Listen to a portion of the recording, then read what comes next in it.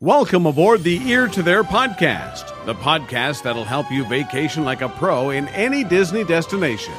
For those of you standing, please sit down and hold on throughout our journey and get ready to learn how to have the time of your life. And now, here's your host, Phil Gramlich. Hello, everybody, and welcome to the Ear to There podcast. I'm your host, Phil Gramlich. I'm also the owner and operator of Ear to There Travel, which is a Disney-specialized travel agency. It's my job to take away the stress and anxiety of planning a Disney trip so you can focus on the fun things like your friends, family, and enjoying the magic. This is episode 26 for the week of July 25th, 2016. Now grab a drink, grab a snack, and as a famous mouse once said, on with the show.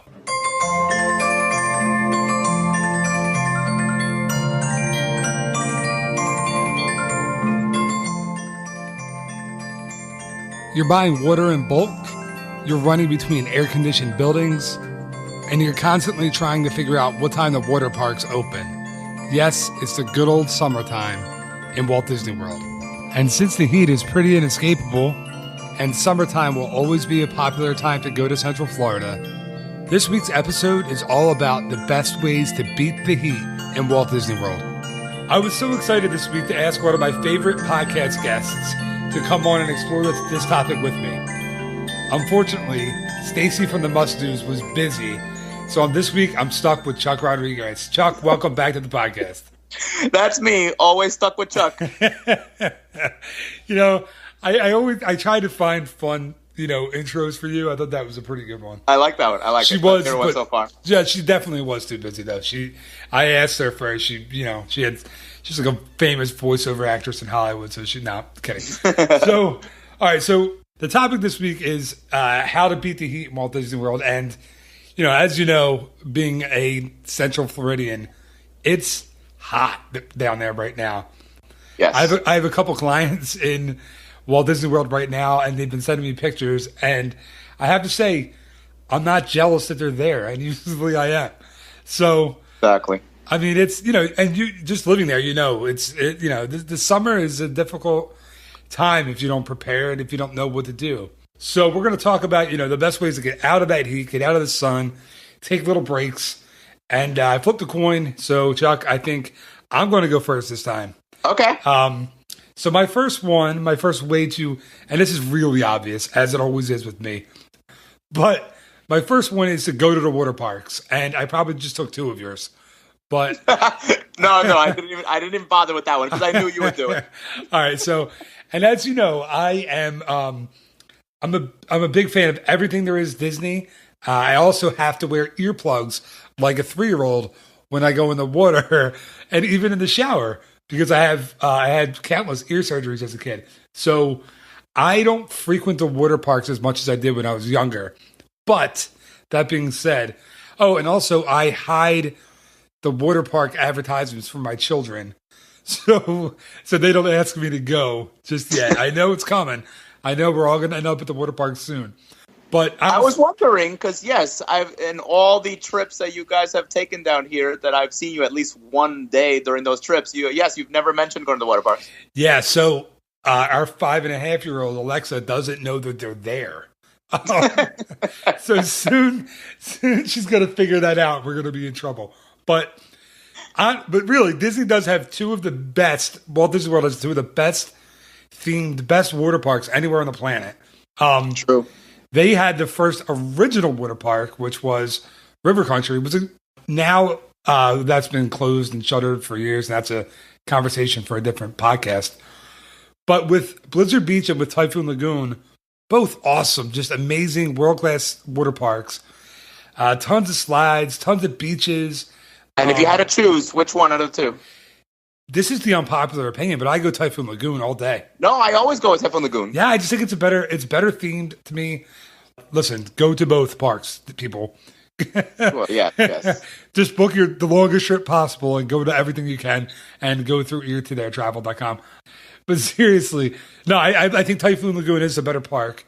But they're both great. It's kind of apples and oranges. I love the wave pools in both. Lots of slides. You got to love Humunga Cowabunga at Typhoon Lagoon and Summit Plummet at Blizzard Beach. Both awesome. Yes. But here's my favorite thing, okay? Out of both water parks, my favorite thing is over at Typhoon Lagoon. It's Shark Reef. It's a completely different water park experience that you'll have anywhere else, as far as I know, on the planet. You get to put a wetsuit on and flippers and snorkeling gear, and you get to snorkel in a huge man-made, like basically a shark tank for 15 minutes. I think the water, this is why you can keep very cool here. I think the water is like 68 degrees. I mean, it's freezing in that water. It's cold. But you get 15 minutes to kind of slowly, float across the tank there. You get to see all kinds of species of fish you get, and mammals, I guess. Are sharks mammals? Or are they fish? Fish. And dolphins are mammals? Fish. No, I don't know. I think one of them's a mammal. A whale is a mammal? This is embarrassing. So you get to see sharks, you get to see stingrays. And for all the Finding Dory fans out there, you get to see what are called, I think it's blue tangs. So they're like the species of fish that Dory is in the movies. So yeah, my first one, go to the water parks. Just don't tell my children, and I'll be happy.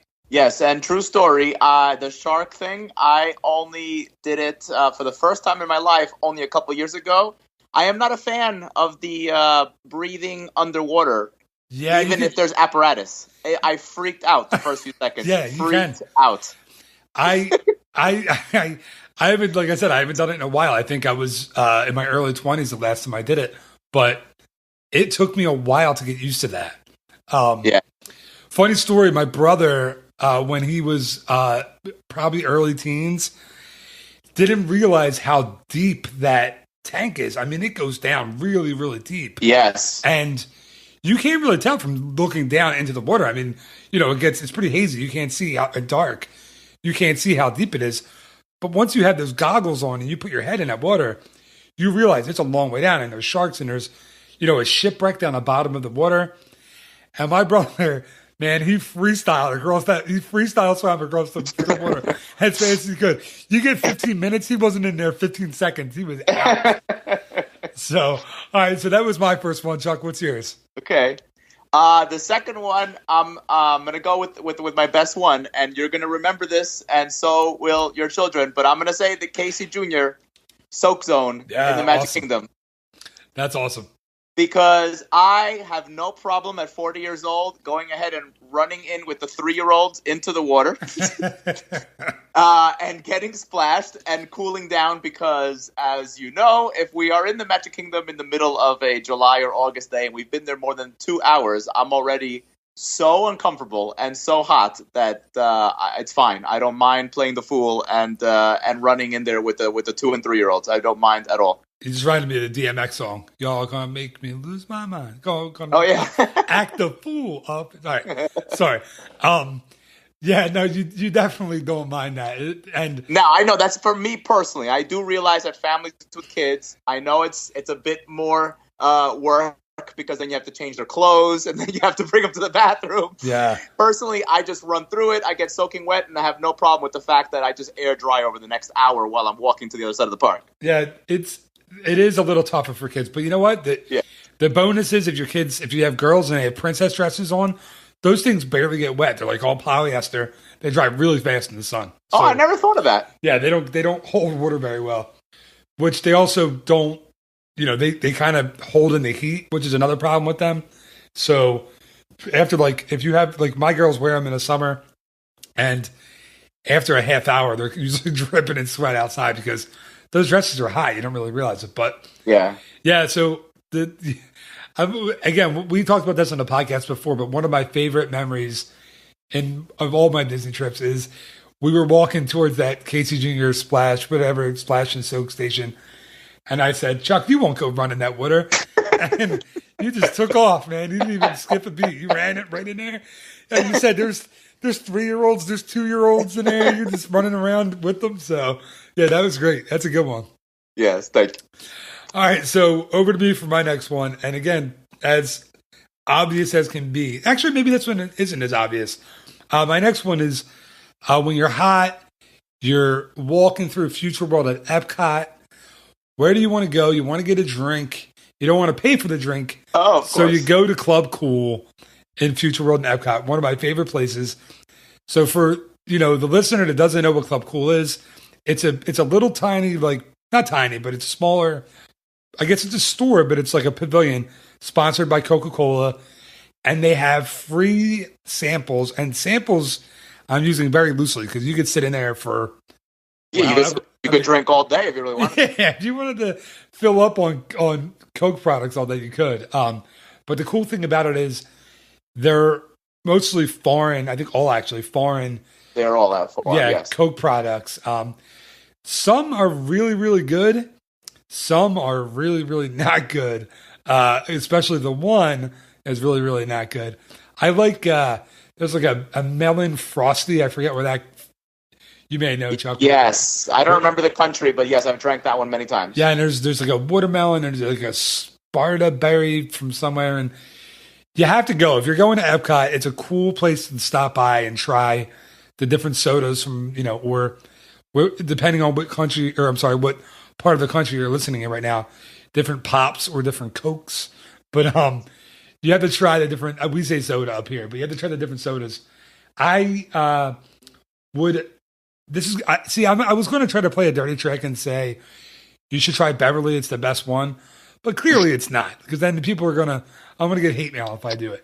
All right, but let's we always criticize Beverly, but let's be honest, Beverly exists and it's actually a popular selling drink in Italy. So there's got to be people who like it. So if there's the Italian listener out there, and I know I've had at least one. I don't know that at all. I'm making that up. But for the Italian listener out there, let me know what's good about it. I don't want to sound ignorant, and I know I have my very American taste buds, but I want to know, because we tricked this is a good one. We tricked my father-in-law, and Chuck, you know my father-in-law pretty well. Yeah. He's not he's an easygoing guy sometimes. But he doesn't like to have tricks played on him, and I had Alexa, our 5-year-old, play that trick on him last trip and say, "You try the Beverly, you'll love it," and he did, because he's like, "Oh, she's telling me it's good," and yeah, it was pretty hilarious to watch his reaction. So yeah, anyway, if you're going to Epcot, if you're going to Future World, go to Club Cool. It's air conditioned, it's cold soda, as much as you want to drink, you'll love it. It's fun. Chuck, you're up. Okay. And that was a really good one, and it is an obvious one, but I completely forgot about it. So I did not expect you to say that, so it was cool. But you did say it was obvious, so thank you for. Okay, so I am gonna now go ahead and pick the AMC Theater in Disney Springs. Nice. I don't know how many times, starting back in 1990, which I think was like the year after that theater opened, that my family and I were on vacation in July or August to Walt Disney World. And at one point we said, like, you know what? Let's not do this in the middle of the day. We will go over to I guess then it was still Pleasure Island and the Marketplace, and we see a movie in the middle of the day, and then take the bus back to the park after the movie. Yeah, I think it's a great idea. I did the same thing with my family when we were younger, well before I had kids, because. Yeah, when you're over there, it's a great little, especially during the day, it's a nice getaway. It's air conditioned. You don't have to fight the crowds to get on, Small World or Peter Pan great call. Yeah. And so to this day, I still pretty much organize a day usually around the busiest or worst time of the day. You go see a movie, go treat yourself and see a movie. So do you go to that theater when you're not, like, do you plan to go to that theater still, or is that just... When you're at Disney, when you're visiting people, you'll stop down there? No. I mean, obviously, since now Disney Springs is the coolest place ever to go to, it's very cool. Actually going there just to go to Disney Springs, see a movie, and have dinner or walk around or shop or something actually is a thing now. But there are plenty of times when if I know that I'll be in the parks most of the day because of people visiting or something, yes, I'd go see a movie in the middle of the day. Sure, you go see a movie, then swing by Virgin Megastore, get yourself some DVDs and some CDs. Okay, not there anymore, but yes. And then go to, what was the other, I can't remember what other stores used to be there. The Magnetron. Remember that with all the magnets? Oh, with all the refrigerator magnets? Yeah, there was like 1,000 different kinds of magnets. That's a long time ago. Yeah, so yeah, go to see your movie, go to Magnetron to get your magnets, and then go to Virgin Mega Store, get your box set of Seinfeld, you'll be all set. Right, then get on the time machine and come back to Walt Disney World in 2016. We got to do a time machine episode. That would be fun. That would be fun, actually. Best times to visit Walt Disney World in the time machine. That's a new podcast. Wow. Okay, you got to write that one down. Yes. I don't have a pen. You write it down and let me know later. All right. So we're on to me for my What's next yours? one. And so this is another kind of general one. Let me know if this is cheating, because it might be.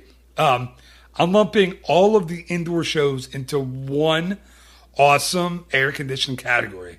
Oh, Is that no, that's okay? not cheating at all. That Okay. makes sense, because that's what I had 3 separate ones, but they're all the same. It's the same concept. Okay, good. Because I think if you structure your day like that, let's be for real, none of the indoor shows have a long wait. You don't have to fast pass them.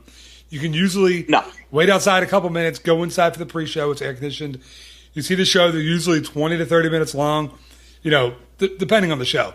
Some are shorter, obviously, but I think Hollywood Studios still is one of the best places to see an indoor show. Where? All right, so you had the Frozen sing-along show, which you and I have talked about in the past. Okay? Oh, okay, yes. Yes. So But I then guess that's just such a great show that you wouldn't go there just because you want to beat the heat. It's because you actually want to see the show. No, right. I'm just saying it's a good way to beat the heat. And it's definitely. entertaining as well. You get Correct. the Voyage of the Little Mermaid, which I still think stands up, especially if you haven't been to the park in a while or have never been there at all. It's still a really good show with the black lights. It is, actually. It really is. Yeah. And Ariel sings live, which is very neat, and in Disney. And then for the little kids, and we do this still with our 3-year-olds, is the Disney Junior Live on Stage show. Now, if you have trouble sitting on the floor, don't go to the show. If you have any kind of, and I'm being pretty serious about this part. If you have any kind of disability or anything, you can't sit with your kids. You have to sit in the back, and they can't sit with you. They sit on the floor. So it's a little dicey. You have to kind of watch, but you can keep an eye on them. It's pretty. It's very, very safe. But if you have to sit on the floor in this show with your kids, and if you haven't seen it, it's a puppet show, but it has all the Disney Junior characters from Mickey Mouse Clubhouse, Doc McStuffins, Sophia the First, and I'm missing one. Jake and the Neverland Pirates. Thank you, Jake and the Neverland Pirates. And the guy who doesn't have kids comes out with it. Awesome. And we've seen that show. We've seen it countless times. But that's a really good one to go see. Animal Kingdom has 2 really, really good ones with Festival of the Lion King, which I think is still the best show on Disney property, I think. And Finding Nemo the musical, which is awesome. To me, that's the best live show. They're both so good. Yes. I like Festival of the Lion King a bit better just because of I like the crowd interaction of it. I think that's really, really cool. But, listen, Finding Nemo is fantastic. And it's, again, air conditioned. It's nice. Which takes me back in the day when that was the Tarzan show in that theater and it was open, like the open air show. How hot. I remember that. Oh, my God. I'd never seen that. And before that, it was Jungle Book. Right. It was the hottest theater on the planet. Thank God they closed that up. And Epcot, of course, is full of the World Showcase has the films in the countries, and there's tons of places where you can go catch an indoor show. They're all really good. I can't, unless you count Stitch's Great Escape as a show, which I can't think of a bad show in Walt Disney World. They're all really, really good. I would agree. And the only thing I'm going to add, because I was going to do three particular shows when it was my turn, but now I'll just go ahead and add it to yours. But only because not only if you want to beat the heat because it's just too hot, but you also want to maybe doze off. If you've been to Walt Disney World more than once and there are certain shows that you're like, okay, I've seen it. I don't mind dozing off a little bit, maybe a little power nap in the air conditioning. Then for me, I pick Hall of Presidents, American Adventure, or Carousel of Progress, with American Adventure being the best because it's the longest. I think it's like 32 minutes. Carousel of Progress is 24 minutes, and Hall of Presidents is like 17 or 18 minutes. I started laughing, I started coughing. Yeah, you know what? But that's the thing. If you haven't been to these shows, No, you're going to pay it. And I paid attention to it 100 times before I began to allow myself power naps. Right before you started sleeping in random places in a theme park.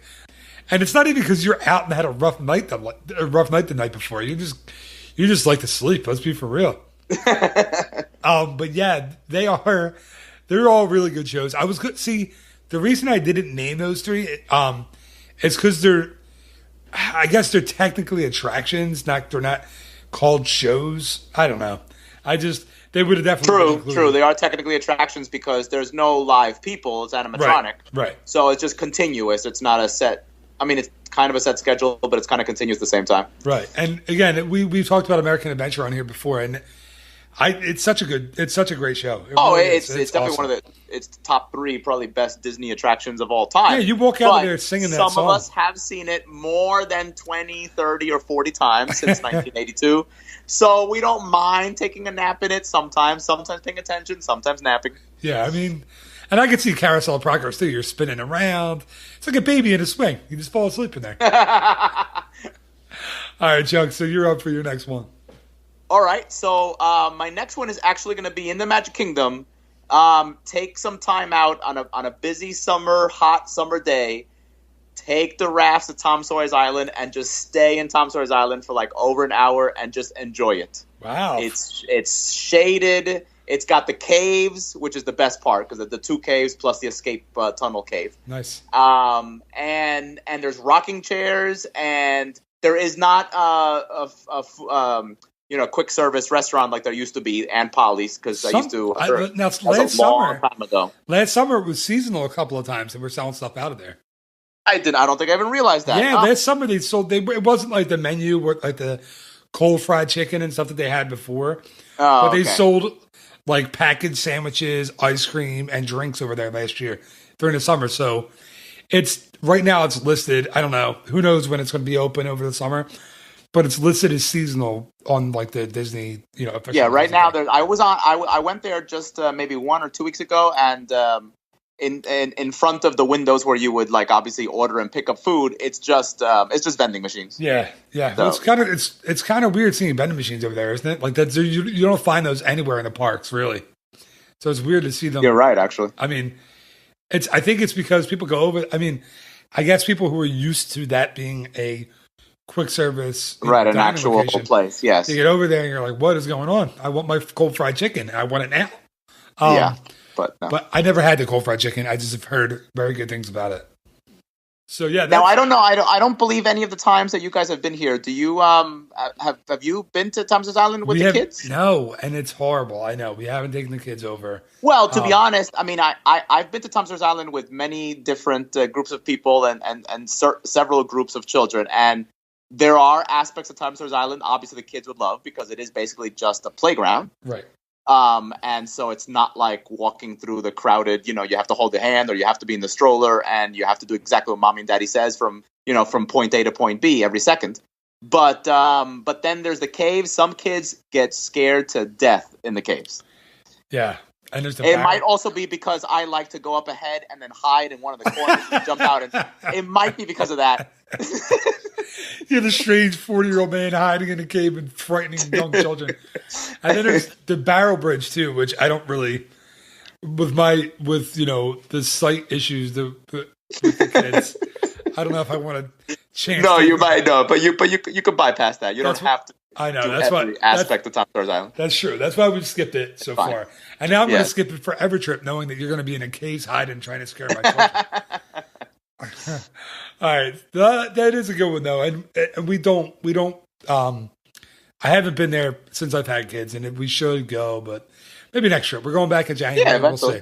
All right, so yeah, again, I'm going to go with another really kind of general one again. None of mine are specific, but my next one is ice cream. Get ice cream in the parks because it sounds a little kind of lame, but there are so many different cool places to get ice cream in Walt Disney World. Especially for kids, it's great. I mean, you have, and not just ice cream, but other kind of frozen desserts too.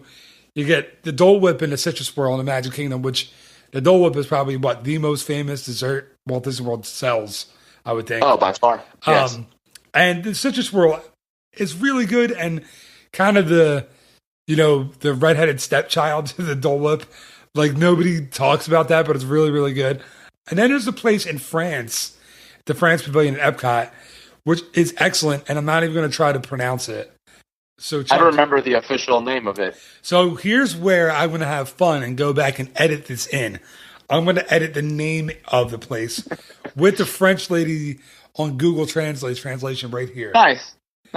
Well, now it's not going to be there because you said nice. So it's going to be right here. L'Artisan des Glaces. Okay, so there it is. Chuck and I love that place. Yes, I know it very well. I've been there since it opened. Yeah, so Chuck and I didn't get to hear it, but everybody who's listening got to hear it. So yeah, the ice cream selection there is excellent. It's it's kind of a little out of the way though. Like if you don't, it's like other places of World Showcase, you have to explore. You have to walk down the little nooks and crannies. You have to look for it because if you don't, you're going to walk right by it. You're not going to know it's there. Then the gelato stand in Italy at the Italy Pavilion in Epcot is excellent too. So, try that place out. And then, of course, there's the classic Mickey ice cream bar, which everyone's had and everyone loves. And actually, it's so famous, they actually made a air freshener out of the Mickey ice cream bar, which is really cool. We had that in my car for a while. Did it not make you want to constantly eat some ice cream? Yeah, I don't really eat ice cream. So you're not a dessert person anyway. Yeah, for me, I'd gain 40 pounds in 1 week. I wouldn't be able to do that. No, you know me. It's the craft beer, not the ice cream. Is the problem. It's a podcast we've already done. Is the best beer stops in Walt Disney World. But funny story about the air freshener, right? So like 3 years ago, Disney came out with these air fresheners from the parks, right? So you had the Mickey waffle, the Mickey ice cream bar, the Dole Whip, and one of the grossest one was the turkey leg. Now, who on earth would want anything like their car or their home to smell like a turkey leg? Because when you're walking through Frontierland and you smell a fresh turkey leg, it smells fantastic. When you were in your car and it's a stale smelling turkey leg that's been in there for a week, it's not as good. But the only kind of people that I could see that it would appreciate that would be the same kind of people who appreciate drinking Beverly. And now that one Italian listener that I have checked out, they just pressed stop and went finito. So being the Disney nerd that I am, a couple of years ago I ordered all of the air fresheners that were available from online on a Disney store, right? So I got them all. I know, lunatic. So I figured I'd hang one in my car for a couple months and then take it out and then hang the next one. And I did. And I had the waffle, I had the ice cream bar, I had the Dole Whip. But the turkey leg sat in my drawer for a while. Because I could smell through the packaging and I was like, yeah, it smells like a turkey leg and I don't want it in my car. So what we did was Amy and I went on a trip. My wife and I took a trip to Disneyland, quote unquote, for a research trip last year. And my mom and my sister came to my house to watch our 3 kids for a weekend. So I decided what a fun thing would be to hang the turkey leg air freshener in our powder room and hide it so, in our downstairs bathroom, but hide it so nobody could find it. So that the whole time we were gone, the bathroom would smell like a turkey leg. So I hid it. I actually unscrewed a part of the medicine cabinet and I hid it back there. And before I left, I walked into that bathroom and it was it was so gross smelling. It wasn't even funny.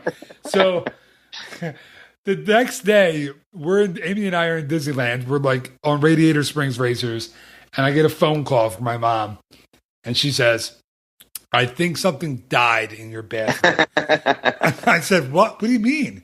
And she said, it smells so bad in there. And I just let it go. I was like, I don't know, Mom. You're going to have to find it. So then when we came home 2 days later, they were all sitting in here. And I went into the bathroom and I walked out with the turkey leg air freshener and said, this is what you were smelling the entire time.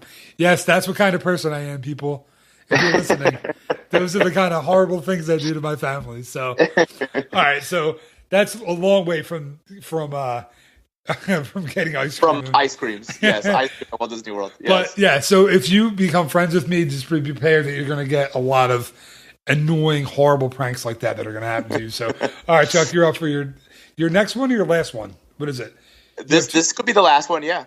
I think I started, right? So you're going to... started. So I have one more left. So you have two more. That's fine. Okay, then this is my second to last, so I'm going to pick... this is going to be a really dumb general one, but bear with me here because I get into this argument with people, especially my family, all the time. But I'm just going to say, to beat the heat at Walt Disney World, use the water fountains. And the reason that I think this is a very controversial topic, I don't know how many people have told me that they think I'm crazy, that since I've moved to Florida in 1995, I've always drank the tap water in every apartment I've ever lived in. So, of course, if I'm going to go to theme parks, I drink from the water fountains. Sure. I have no problem with it. I don't think it tastes funny. I think it's perfectly fine. And I do save a lot of money. The only thing that I do recommend if you're going to use water fountains at Walt Disney World is that you got to get to know which ones are going to be cold and good and which ones aren't. Because it's not consistent at all. I have to tell you that, it's not consistent. Before you go any further, yes, we talked about water fountains here before. We talked about the water fountain that's right near the popcorn cart in the front of Magic Kingdom. Yes. And you told me that fountain's always cold. It's not. I was just there 2 weeks ago, and I said to Amy, I was dying of thirst, and I said to Amy, this fountain is always cold. Chuck said it's always cold. And it was boiling hot water. It's not. Dude, yes. I've never tasted water that warm in my... Like, it's water I would sit in a bathtub in. It was that warm. Now, everybody has a terrible image of made a bathtub. There are a handful of water fountains, though, that I remember them being good ones. And, yes, they are good ones. And I do use them often. But that, unfortunately, I was wrong about that one. I was like... I forgot to mention that to you when I saw you. I was so mad. I was like telling Amy I said, she said this one was cold. It wasn't cold. But I like the water fountains. I don't know if they still do them. The one at Future World near Mouse Gears that has the sound effects in it. Oh, it makes sound? Yeah, I think it still does. It still works? Yeah. Like, for people that don't know, when you turn the water on, there's, I guess, a sensor, and you hear the water going, like it's a recording, I guess, of the water going into, like, down to the drain. Yeah, to like down the drain through like this big sewer or room below you, and a guy starts yelling up that he's stuck in there and he needs help to get out. It's really, really, really well done. It's a cool little thing. Yeah. But yeah, so all right, water fountains, fill your water bottles. There's a really cool one over by Everest. It has like a sign over it, and it's right before if you're walking from Africa to Expedition Everest, and there's these restrooms right before we get to Expedition Everest. There's, in the middle of the men's and ladies' restroom, there are two water fountains, and there's a really cool sign. Really fits in with the theming of the park, and of that area especially. It says, like hikers or climbers, please use these water fountains to fill your canteen. Don't fill in the water as it could be contaminated, or don't fill in the lakes or streams as they could be contaminated or something. It's a really cool effect. I just think Disney does that kind of thing all the time. It's such a neat little thing. Yeah, it's all about the details. Yeah, it's like a throwaway, but it's all about the story there. It's very cool. All right, so for my last one, and by the way, you're right. I drink the tap water down in Florida all the time. I didn't even live there that long, and I've had no problem with it ever. So no. And if you ask for free water in the restaurants anywhere in the parks or resorts, they give you ice water. Yeah, they give you tap water. They're not going to go dump a bottle of Dasani. A Fiji in there for you, No. All right, so my last one, and I can't believe neither of us mentioned this already, so I'm glad I'm closing out with this one at least, is the resort's pools, which it's so obvious to say keep cool with a pool, and that rhymes. It's awesome. But yeah, the pools, they're not like standard, motel by the side of the road pools. These pools are all like super heavily themed, especially when you go up to the higher end, like the deluxe level resort pools are amazing. My favorite, my favorite pool in all the property is Storm Long Bay at the Yacht and Beach Club. That's amazing. Amazing. You and every other human being on the planet. Yeah, it's a sand bottom pool. It's incredible. You feel like you're at the beach, but it's just awesome. Then, the Polynesian has a phenomenal pool. Wilderness Lodge, great pool. Boardwalk is awesome, except for the clown face. I still don't understand it.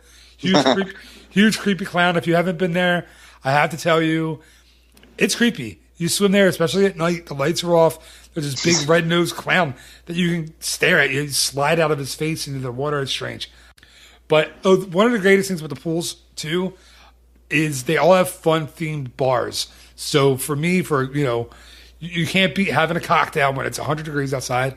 Put your feet in the pool, watch the kids, drink your margarita. It's awesome. Can't beat the pools. Agreed. And for the moderate resorts, I think Port Orleans pool. I've always liked I love that pool. On the island, the main pool, yeah. On Old Main Island. Yes. And most people don't realize this, because actually this conversation came up because yesterday my family and I stayed overnight, but at a non-Disney resort. But it was a very large resort, and the question came up that, in most Disney resorts and even non-Disney resorts, if you have multiple pools, like the smaller pools that are kind of shared usually by one or two buildings, those stay open late. Sometimes you can even use them 24 hours. Yeah. But then the main pool might actually close down, because the main pool is usually very noisy and it's kind of in the middle of the resort. So that's technically they kick you out, late in the evening. But you can go, you leave the parks at 8 or 9 o'clock at night. You still got time to cool down in the pools before you go to bed. Yeah, and I think you're right. I remember, I don't know other ones off the top of my head, but I remember staying at Port Orleans, and the smaller pools, they have the sign after 9 o'clock or whatever it is, the swim at your own risk. There's no lifeguard on duty, and yeah, you can be in there. I mean, there's people in there all night. I mean, middle of the night, there's people swimming in there. So that's kind of a cool thing. Just be careful, please. All right, Chuck. So I feel like I have to throw disclaimers out there once in a while. All right, you're up for your last one. All right, so my last one is it's a fun one, and I certainly have done it in the middle of the day. That's ideal to kind of leave the park, especially the Magic Kingdom, and do this for an hour or so, and then go back to the park, which is to go to one of the resort marinas and rent the little boats. I always forget what the official name of the little speedboats is. It's a water sprite? Is that what it is? Is it that? I know there's sprites in there somewhere, but I don't know. Maybe that's what it is. But yes, to go ahead and rent them. The cost has definitely gone up since I remember doing it often. But it's a lot of fun to be able to drive one of those things as much as you want for, I guess you could buy it in 30-minute increments to rent it. And you can drive all around the Seven Seas Lagoon, and then take the weird water bridge that connects by the Contemporary into Bay Lake. And Bay Lake is huge. I mean, you can go around and around Bay Lake for hours. And all you have to do is obviously be careful when big ferries and other boats are coming around. But pretty much it's under your control to go as fast as you want, and the water blows off from the lake and sprays you and stuff, and it's great. It's a great experience. Yeah, that is really cool. That's one of the ones that I think a lot of people who are going and just have to go, get to the theme parks, ride the headliners, don't even think about doing something like that. So if you have the chance, there's so many different things you could do on the water that's not in the parks. I mean, you can take fishing excursions, like bass fishing. You can, you do that. There's the fireworks cruises, all kinds of stuff that you can do. So that's very cool.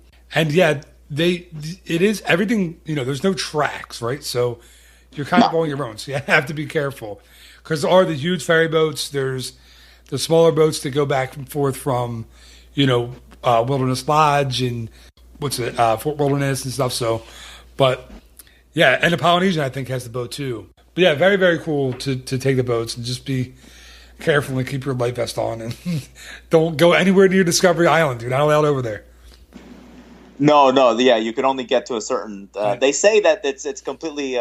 It's been run over by snakes. That's what cast member friends tell me. But yeah, I've tried to get close enough to see if I see snakes squirming on the island. Just thousands of them, like St. Patrick driving them out of Ireland.